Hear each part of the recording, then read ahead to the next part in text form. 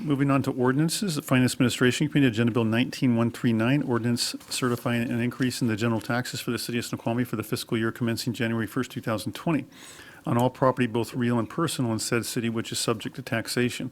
The general taxes are for the purpose of paying sufficient revenue to carry on the departments of said city for the ensuing year. This is only for introduction tonight, not actions. I'll just ask the committee chair to please read the summary statement. Okay.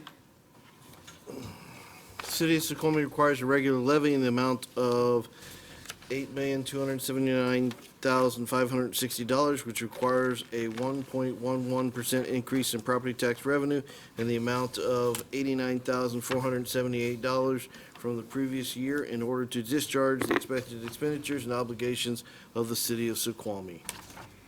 Again, just for introduction. Okay, so we'll go ahead and queue up a presentation from Drew, and then we can open it for any conversation. First one. Drew learned. Good evening, Council. My name is Drew Bouta, and I am the budget analyst for the city of Snoqualmie. Just wanted to go over some basics with you to start off with. The state of Washington uses a budget-based property tax system, and this is different from the vast majority of states that use a rate-based system. This means that cities, as a part of their budget process, must first establish the total dollar amount of property tax revenue they wish to generate for the upcoming year, subject to limitations. Once the total dollar amount is established, the county assessor will then calculate the city levy rate, the rate each property owner must pay based on the total assessed valuation of all properties in the city. Now, I mentioned limitations. The most significant limitation is the 1% annual levy limit. This restricts how much the city's legally allowable levy amount can grow each year and was enacted back basically 2007, 2008 due to concerns about property taxes rising faster than inflation.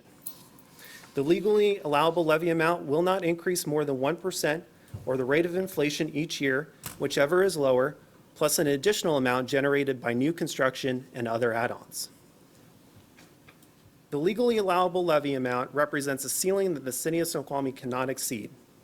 Now, council is not required to levy property taxes equal to the legally allowable levy amount.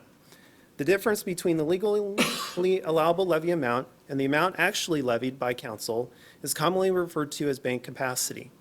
The city may use its bank capacity if approved by council, but can never exceed its legally allowable levy amount. So we're going to request two property tax actions from council, which council will need to take on November the 25th, 2019. Council will need to pass an increase ordinance that increases the 2019 levied amount by 1.11% or less. That includes zero, and you'll see that in Agenda Bill 19139. And just to confirm, the 1.11% includes the capacity that we had banked last year.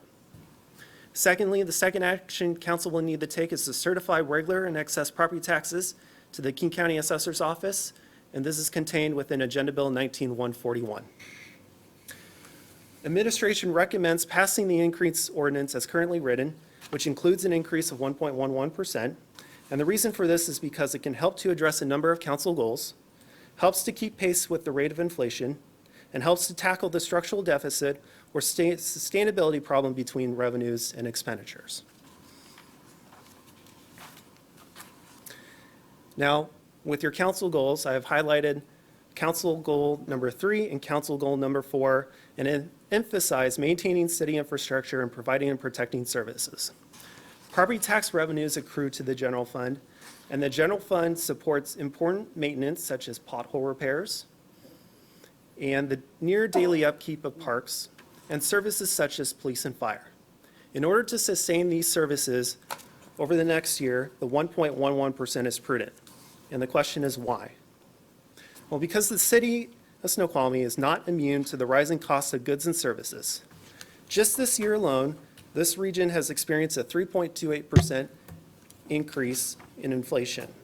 Imagine for a moment, the city paid for $100 in police services back in 2014 and pretend that they matched it with $100 in property tax revenues.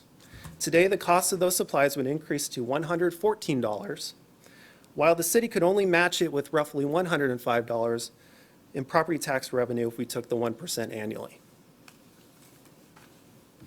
Also, in addition to our recommendation, there were several collective bargaining agreements the council had passed over the past couple of years that includes cost of living adjustments. For the Snoqualmie Police Association employees within that union, we'll see a 3.2% increase this year or in 2020. For the International Association of Firefighters, they will see a 3% increase cost of living adjustment. And for Teamsters, they will see a 2.5% cost of living adjustment as well. Now, administration is recommending a regular levy of $8.28 million, and this is greater than the 8.04 that we are collecting this year. And this represents a 3.1% increase over this year. You can see that the 1.11% increase equates to about $89,000. This year, we anticipate collecting about $32,000 from new construction. We also anticipate about $116,000 from state assessed utilities, and there's an issue with that I'll get into. And then in addition to that, we expect to collect $7,000 in refunds. Now, the problem with the state assessed utility value that you see there is this is just an estimate. We won't know exactly what that number is until after council certifies property taxes. So this is a high estimate. Just in case their assessed valuation increases substantially, we'll be able to capture that with our property taxes that we have, or that we're recommending. Understand it's an estimate, but why does it jump from 1,000 to 116,000? So I won't know exactly how much their assessed valuation is going to change until after council certifies property taxes. If I didn't plug in a high dollar value, then the likelihood is any amount that may come in from utility value would probably be banked for next year. So either we collect the money this year if they happen to be relatively high and use that to support police and fire, or we'd have to wait and come back next year in order to potentially use some of that bank capacity.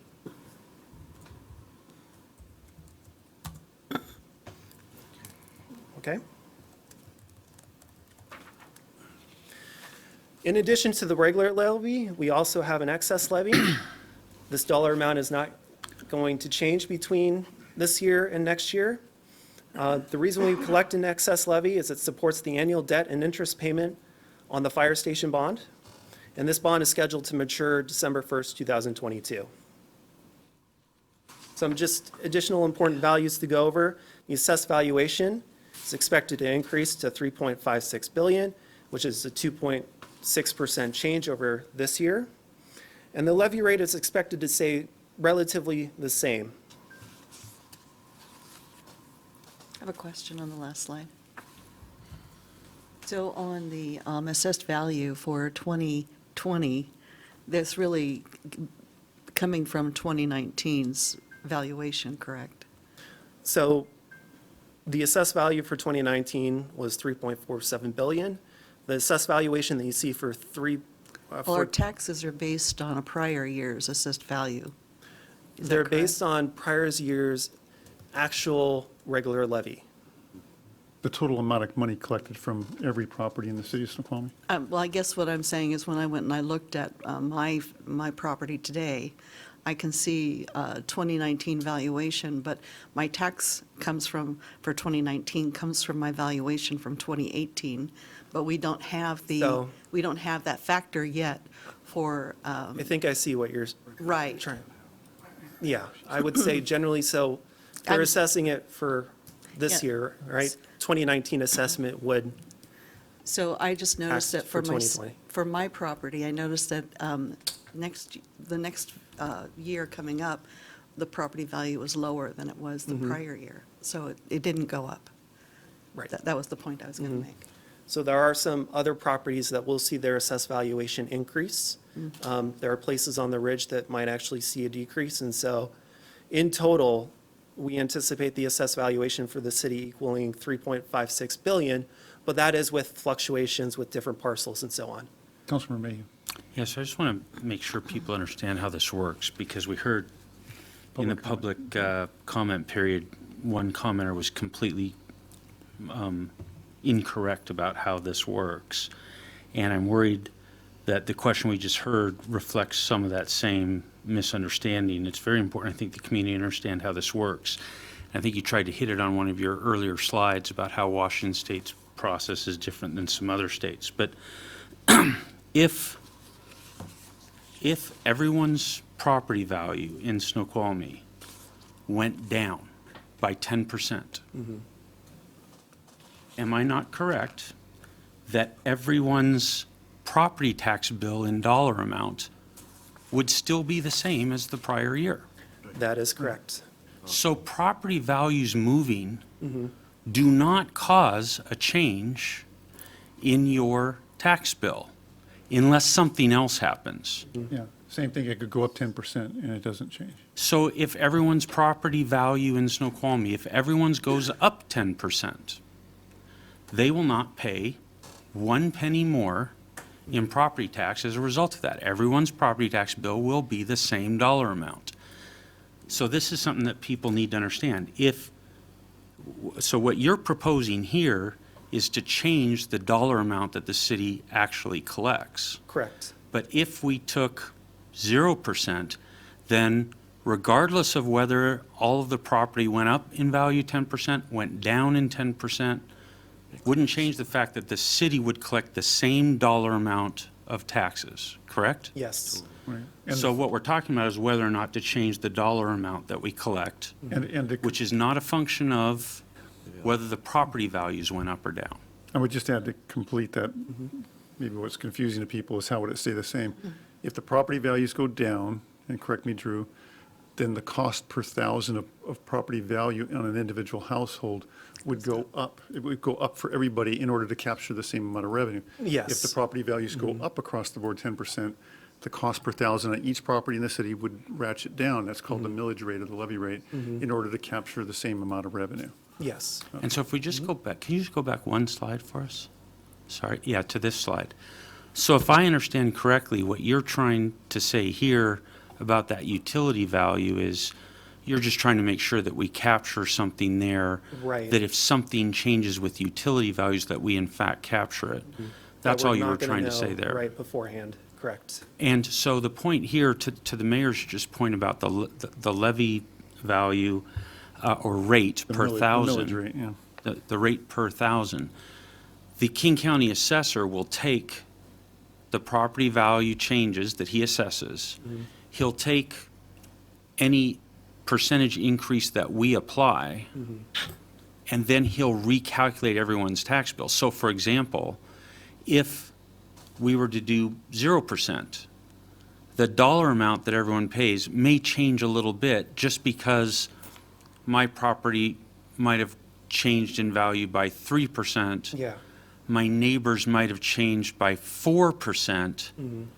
Between the two of us together, we're going to pay the same dollar amount, but he might pay more than I do relative to last year. We might get a little rejig between the two of us, but the city will collect the same dollar amount, right? It's your proportional share of the totals, or of the city's total assessed valuation. Right, so for the city to pay for those things you put up on the slide, increases in 70% of our costs are salary and, or personnel and personnel-related costs. Yep. For us to cover these 3%, 3.2%, these raises, if we don't change anything on the property tax, we don't get any more dollars to pay for that from Right. property tax, And we correct? keep- And we keep, Correct. and we keep falling further behind every year then. That's the structural deficit that you say is. Yes. So the most we could do is 1%, which is still going to be a third of those numbers.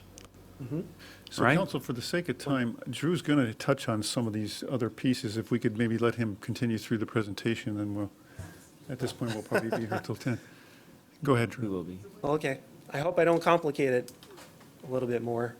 In essence, what I'm trying to show here is the potential impact to a homeowner with a certain valuation of property, for example. But this needs to, we all need to be reminded that thing that's important here is if all else remains constant. So while this might potentially increase your property taxes. Also, you have to take into consideration how the value of your property changes relative to the value of someone else's. So that's also influential in determining about how much property tax you would pay last year or not. I've received questions this past year, my property taxes have increased 4%, 3%, and usually the reason is primarily because of their change in assessed valuation relative to the change of the city overall. In other words, their value went up higher than the average. Right. Yeah. Correct. Which So is even good, though, which is good for them, equity, yeah. so even though council last year may have approved a 0.5% increase, it's not just that you have to take into consideration, it's also your proportional share of the city's total assessed value. So in essence, what we're looking at here is a table of assessed values of property. If the average value of a property in Snoqualmie is $700,000, then the property owner would likely owe $17.60 if all else remains constant. And that's roughly about $1.50 monthly. Question that I often get is, where does the money go? So for every $1 that a property owner in Snoqualmie pays in taxes, roughly about 20 cents goes towards the city of Snoqualmie, and 80 cents goes to a number of other governments. Of the 20 cents that goes to the city of Snoqualmie, roughly 6 cents supports the police department, 4 cents supports the fire department, 4 cents supports administration, 3 cents supports the parks department, and 3 cents supports community development. If you were to pay $8,000 in property taxes, roughly $480 of that would support the police department, $320 of that would support the fire department, and $240 of that would support the operations and maintenance of the park system. Just to give you some idea of the scale. I don't, does that add up? Did you want to ask a clarifying question, Councilor Shipp? Yeah, does that add up? 8,000 if you add those things together? No, because it Because does the numbers school 483, district and 20, everything. That's only just the represent city's the share. 20%. They're only out of the 20%. Oh, I or see the what you're saying. 4%, 3% Okay. of the, yeah. Yeah. okay. So they're following from the prior two slides. Right. So he's just illustrating that it's a very small proportion of Should the have to overall bill. 1060 or so. So I've brought up the idea that we're not the only jurisdiction that is charging property taxes over time. You've got the King County, you've got the Snoqualmie Valley School District, as well as the state of Washington and other jurisdictions as well that take a piece of your property tax pie. So increases in property taxes is not just because of the city of Snoqualmie or the past 5-year timeframe. It also includes, like I said, King County, and we'll get to that. Let me get to the next slide. So between 2016 and 2017, the voters of Snoqualmie passed a levy lid lift, which supported the hiring of 2 police officers and 1 firefighter. In King County, back in 2015, voters approved the Best Start for Kids levy, which is supporting reducing the amount of adverse childhood experiences with children in our county. The Snoqualmie Valley School District, voters passed a high school bond to support the Mount Si rebuild of the Mount Si High School. That was one of the biggest hits, yeah. Huge jump that you can see there. And then also the state as well finally resolved the McCleary decision basically back in 2017, which added a pretty significant jump in the levy rate between. That was against school-related funding and school funding. Correct. So looking in the more immediate future for next year, voters recently passed in August the King County Parks levy, and this will add about 5 cents to the levy rate that voters of Snoqualmie will have to pay. And then in addition to that, voters recently this last week passed the EMS replacement levy, which will also add about 5 cents to the levy rate as well. Oh, sorry, on the wrong page. And so what I've done here is I've also estimated the potential impact on a property owner here in Snoqualmie if everything else remained constant. All right? So a question that we often receive is how much in property taxes will I pay next year? My answer to everyone is it really depends, because we got to keep in mind the complexities of the property tax system. Depends on the actions of other jurisdictions, which I might not necessarily be aware of. It depends on the timely flow and sharing of information with the King County Assessor's Office. That's an ongoing activity right now. They're working hard to get in all the assessed values and things like that as well. And then in addition to that, like we've discussed, it depends on how the value of one property really changes to the value relative to the value of other properties. So what I've got here is a helpful tool that the King County Assessor's Office has put together called the Tax Transparency Tool. The goal of this tool is to help property owners navigate the complexities of the property tax system. And it really includes, for example, here that you can see in this window, how much a property owner would pay in property taxes. Any proposed tax changes that you see here are outlined. And then over here, it can tell you exactly where your property taxes are going in terms of jurisdiction. So I think it's a really helpful tool that if any property owners are concerned about what's going on, they can possibly refer to this site that the King County Assessor's Office has put together. Great. Is that your conclusion, Drew? Yes, thank you. Councilmember Mayhew and Councilmember Summerall. Just a quick question, because one of the, Actually, Jim, I'm sorry. I'm going to do round robin because you guys already spoke a few times, and I know that down at the end of the table, Councilmembers Ross or Jeans had a couple questions. Did you guys want to jump in? Or? Okay, Councilmember Ross. Sure, I have. So you were showing several screens back that our levy basically would be, with 1.1% increase, would be 1 cent. Is that correct? So it goes right there. No? Nope. From, right there. So it goes from 239 this year to 240. Correct. Right, so we would see 1 cent levy You would rate. see an increase, right, in the levy rate overall for the city of 1 cent.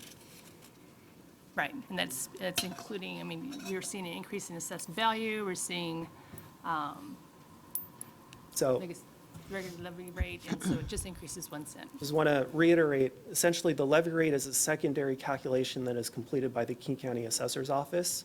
What we're concerned about is how much property tax do we want to collect overall? What's the total dollar amount? So we have to keep that in mind. Councilmember Shepherd, Sunwall, and Mayhew.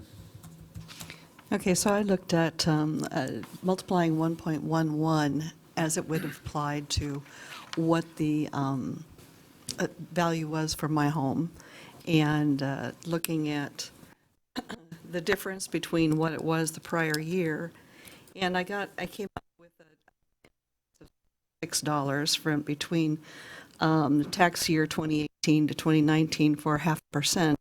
If I multiply that time to get to 1.11, that would bring me up to $147 increase if we'd done that last year. So as far as the increase of 1.11%, it sounds very small, but it ends up being more money than people realize as far as individual taxes that are being paid. So to try to address that question that you had, just to establish a set of common facts. So the amount of increase that you experienced last year or this year was $66, correct? Correct. All right.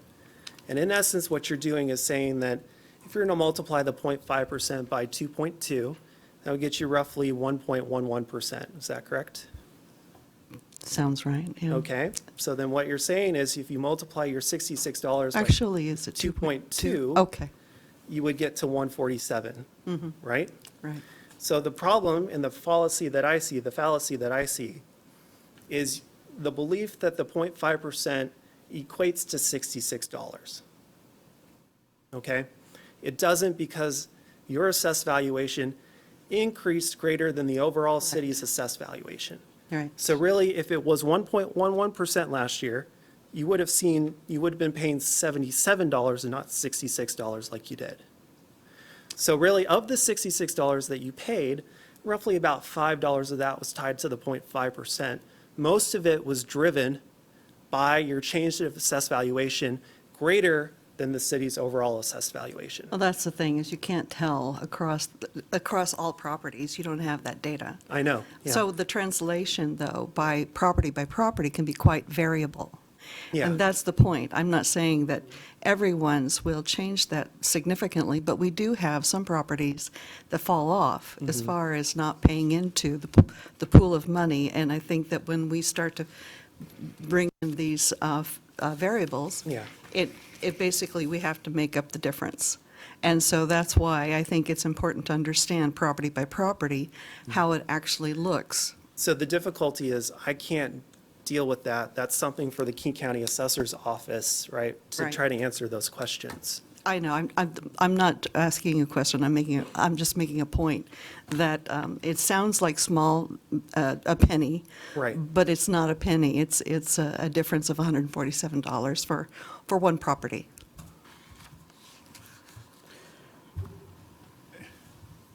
We'll get there. Councilmember Sunwall. So, Just going to leave that there? You're just going to leave that false statement hanging? You're gonna get it. Okay. I think Drew did. I kind of want to skip my comment just to get to that answer. That's going to be awesome. So I'll try and be brief. So I just want to I have a comment and then a quick question.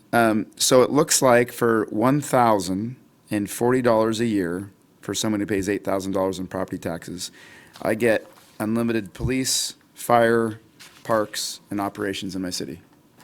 I have Well, that right? you get a level of service, right? That's So about the level of $85 service a that month. So I'm just trying to compare that to my ROA bill. Okay, that seems like a good value. That was my comment. Now, my question is, sorry, Amy. So my question is 1.1, so maybe I don't understand banking, like the banking, not that banking. So last year, we elected to take 0.5% instead of 1%, correct? Yes. So I thought that would mean this year, we could take up to 1.5, Yeah, not 1.11. So I thought the same. to be totally honest with you, that would have changed my opinion last year. So help me understand what that banking means and why we don't get 1.5 and why it's 1.11. So the difficulty, and I would refer to the King County Assessor's Levy worksheet, which we have also attached to So that's not the gonna happen, agenda so just- bill. Basically, note number 5 says, administrative refunds under RCW 8469020 were removed from the levy lid, i.e. the legally allowable levy by the 1981 legislature. So these defaults on property So what am I, tax? well, they're administrative refunds, so there's something that the King County Assessor's Office may have done wrong or something like that that accrues to us. So when we're multiplying the percentage increase, we're multiplying that against the actual regular levy, which includes refunds. But then when they're calculating the legally allowable levy amount, they're subtracting out refunds. So we actually received a pretty substantial refund of about $26,000 back in 2018, which we then multiplied the 0.5% against, but then that was subsequently removed from the legally allowable levy. I am so glad I asked. So as a result, that difference is actually less. So we got the money one way or the other through refunds or whatever you want to call it. Yeah. And so therefore we have to back that out of what we're now able to take. Right, sure, yeah. All right. All right, Jim. Councilmember Mayhew. I should be asking Councilmember Holloway, he's the only one that hasn't spoken, but Brian, seems to be like you I'll go leaning after and. Jim. All right. So many things to talk about. So many things, Doug. Just one thing I wanted to clear up, because one of the speakers during the public hearing portion mentioned a concern about public hearing happening before some of the information, such as we just received, is available. And I just wanted to confirm that there is another public hearing on the same topic at our next council meeting as well. Is that correct? I'm not sure if it's correct or not, but I think it's irrelevant because when the agenda bills come forward for a vote, I'm going to provide opportunity for public Yeah. comment prior to. So we will council absolutely action. be hearing from the public again on this. And so Through just a want to public make hearing sure. or through public comment time. Yeah, so I just want to make sure that that was understood, that we're going to hear that public comment and want to hear it. So, and then the second thing is, could you just take us back to your chart that shows if we do this 1.1%, you had I think a chart with an average, yeah, that one. So, so we can do between 0% and the maximum is 1.1%. Correct, This chart shows us the maximum, is that correct? that is correct. Are we on the wrong chart? No, this shows the maximum. This is the 1.1%. All right. I just think there's some terminology that's floating around here. Drew's trying to say that the amount actually equates to 1.1%. You're taking 1.5%. I know it gets confusing. No. It's not, All right. You guys need a sidebar? Well, it's the 0.5 minus the prior year refund he was discussing Correct. that the Correct. state said, thank you very much. correct. Correct, Drew? So In if you were essence- to take a look at the King County Drew, Assessor's Drew into the microphone, please. levy worksheet, there's a specific section for the increase ordinance that says 1.11% and how much that equates to. The amount that we can actually collect, right, from the 1% plus the bank capacity is 1.11%, and that will take us to our maximum allowable levy, the legal allowable levy. Okay? So there is no greater percentage than 1.11%. Okay, so let me see if I can ask the question and not cause everyone to go on tilt, because I asked it poorly. The maximum increase, the minimum increase we can do is 0%. Yes, The maximum increase we can do is 1.1%? Okay, hearing no objection, which would be 89,000 in total for the whole city. 89,000. That's what we would add to the city budget. Is that correct? well, in addition to that, so it's not just the 89,000, you also have to factor in the value of new construction. No, but our change of 0% or 1.1% wouldn't cause new construction to No, it go one way or wouldn't. the other. So Correct. Those are the action add-ons. that we're taking is back to the other chart, right? Yes, Not, I know we're not taking this action tonight, but that action we're contemplating, the most we could take is 1.1%, and we could take any amount in between, correct. That is the increase ordinance, yes. okay? And so the average home in Snoqualmie, you said was 750? $700,000. Let's go for 700,000. that. So then that would be $17.60 per house for the year. Correct. And if some house, like we heard in the example earlier, paid a lot more than $17, if one house paid $147, I think is the amount I heard, then other houses would pay the equivalent of $147 less. Right. And the city would only get, on average, $17.60 per home, or to put it another way, we would get 89,000, period. Correct. At the maximum, or whatever other dollar amount we set if we do something less than the maximum. So if someone gets hit worse, others get hit less, and that's because their relative value change. That's it? Balances out, yes. Okay, Well, and the thanks. good news for the person getting hit more is they just realized a considerable amount of equity in their home that they're paying a relatively small amount of taxes on. But isn't it just, I just want to make clear, because the speaker earlier, who saw their house have an increase in assessed value, may in fact have a lower tax bill, Yeah, right. because until they check how their house value changed compared to the rest of Snoqualmie, they don't know if that caused their tax to go up or maybe even down. Right. Okay. If it was lower than the relative increase across the averages, they would actually see a slight decrease in their taxes. Councilmember Shepherd. So there's more variables than just Oh. a set of homes. There's also the houses that do not pay into property taxes, like the Salish Lodge. Those aren't houses. Well, the property factors into the computation. Clarification, the Salish Lodge does not pay property tax?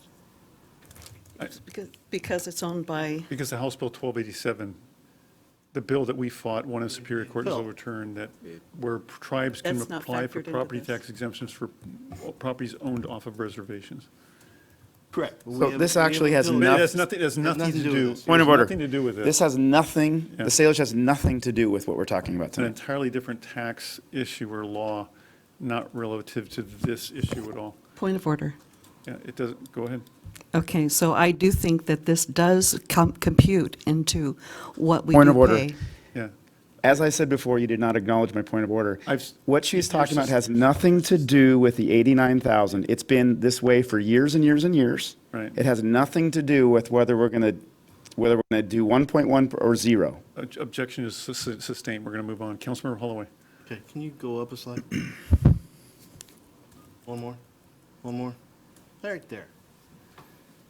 Okay, as Councilmember Mayhew said, or tried to point out, new construction utility value refund are not council controllable. That is not really the decision you're being asked to make tonight, or tomorrow, or next week, in 2 weeks. Okay? The decision that this council has to make is, are we gonna take $89,000 additional real estate tax from the community of Snoqualmie, above and beyond what we already do? I will point out, year to year, we now currently have a surplus that we're talking about moving to something else. An operational surplus? We have a surplus in the general fund that we are considering setting aside for the community center Capital. capital. We're gonna look at general fund. Okay, Not on, from one-time revenues, not from ongoing operational money. piece. I'm not aware I will also- of an ongoing, sorry, go ahead. May I continue?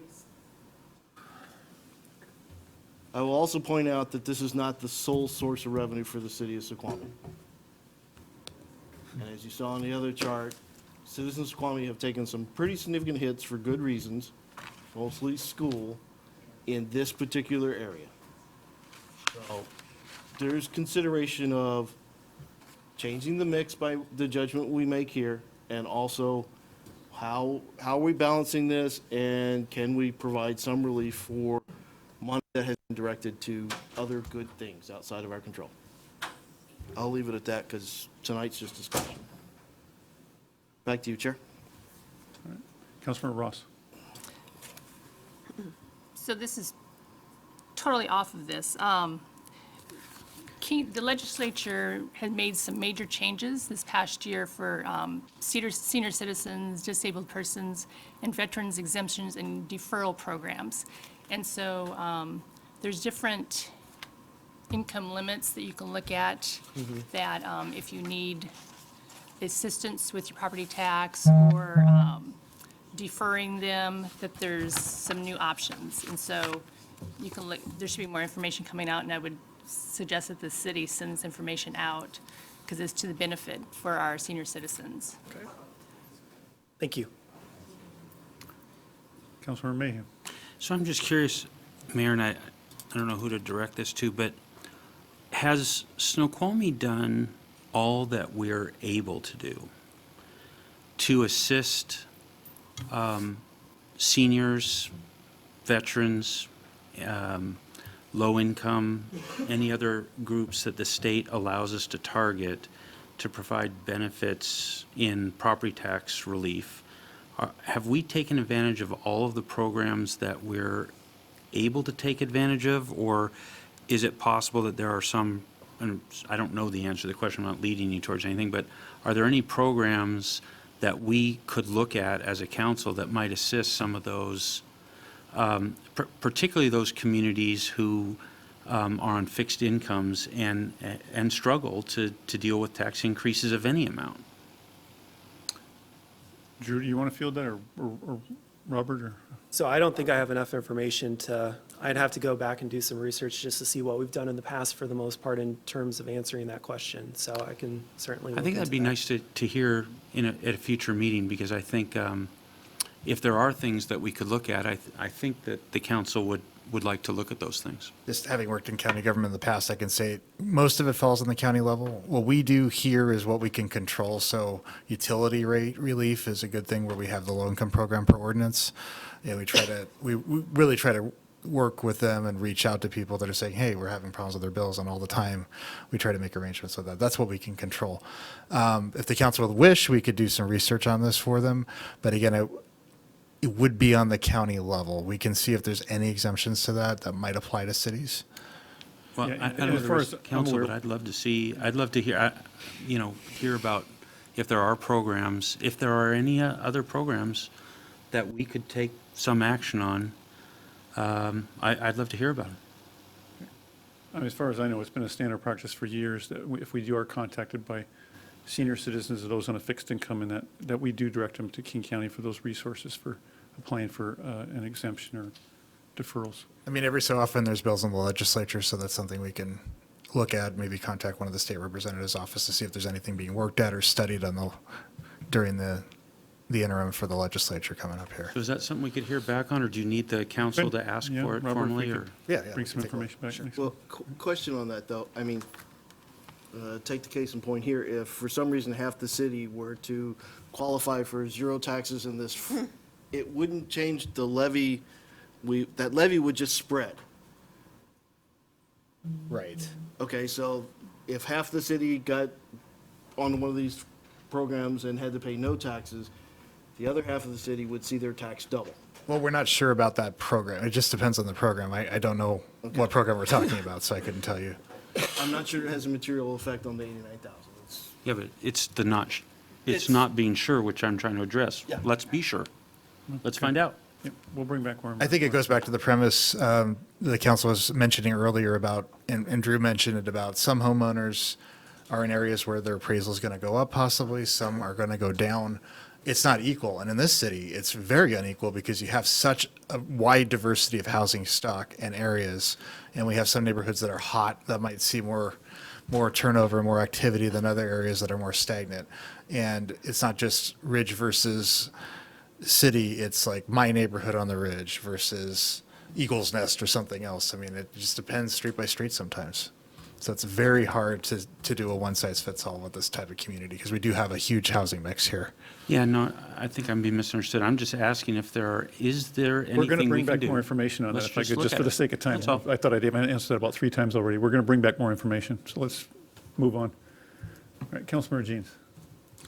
So there's more than one citizen out there, when they focus on what we're considering, saying taxes, we pay too much taxes. You can't raise taxes anymore. And we say to them, and the taxes for the city are primarily salary for the employees. And the citizen will say, well, then you're paying too much for your employees. And then we can properly say to them, we have negotiated contracts with the fire, with the police, with the other union. And these are highly long-term negotiated contracts involving a multitude of issues. And yes, we can hold the line over the course of time on those union contracts, but the likelihood is a cop or a fireman will say, well, hell, I'll go somewhere else, as well as key employees. And you can say, well, you've got, you're at the executive level, you're paying too much, you just cut those people. And I guess we can consider those kinds of things. But I'd like to have someone from the staff comment on the fact that these union contracts are, we have to negotiate those. We have to have professionals at all levels with the city, and these are almost matters of course, that we have control over.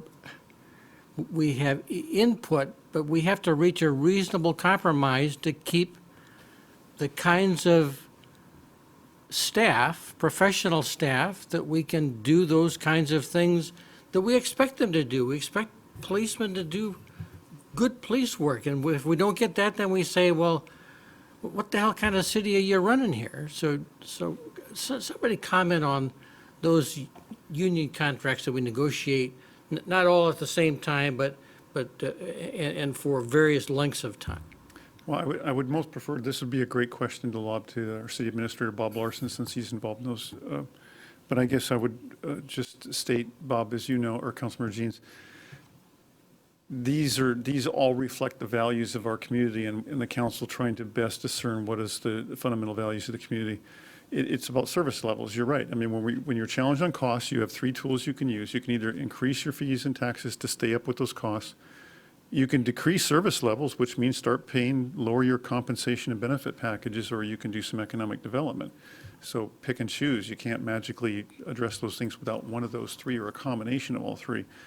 this council, I think, has chosen and has given direction to my administration pretty consistently over the last several years, as you recall, to say, keep us competitive or slightly north of competitive with other cities as we do comps on other benefit and pay packages so that we attract solid, good, strong personnel to service this community. And as we have surveyed this community time and again over the years, the consistent response we get from the vast majority of citizens is we want to maintain the service levels that we enjoy that you know, are essential to the quality of life that residents enjoy here. So if the council feels that that value is shifted, those are certainly tools and things to consider, but you shouldn't fool yourselves to think if you don't keep incrementally up with those costs, that eventually that will get you into a hole where we will be challenged to be competitive, and we will, as you very eloquently described, begin to lose, you know, good staff to other communities that will be willing to pay more in both compensation and packages. So. And I just wanted to add some context to the mayor's comments as well. If you remember to our budget discussions last year, we have a narrower base of revenue than our neighbors, even North Bend, especially Issaquah. If you're comparing us to Issaquah, Issaquah has sales tax as their number 2 revenue source. We don't have Fred Meyer here. We don't have Target. We don't have big box stores. We don't have high-end retail. So property tax ends up being, you know, Or to put- $8.28 million. Or to put that in the context of what I just said, again, the 3 buckets, Right. what those communities rely heavily on is economic development. You know, they heavily invest in Issaquah, as you know, has kind of grown a massive retail presence over the last decade or two. North Bend with the outlet mall and so forth. So again, those are community values. Do we want to go heavily into economic development as one tool or spread that more around? And so that's why the property tax discussion becomes more critical for us than maybe some of our neighbors per se, because we have utility taxes number 2, but if you think of sales tax, our ongoing sales tax revenue averages about 1.8 to 1.9 million a year. So it's just a fraction of the 8.28 we get from property tax. All right. Council, and just for the sake of time, it's a great conversation. I'm sure it will continue in 2 weeks. And you certainly had committee meetings for the sake of time, otherwise we're going to be heading to a 10 o'clock or over 10 o'clock meeting. Maybe this is a good time to wrap it up for tonight and we can continue to move on, if that's okay.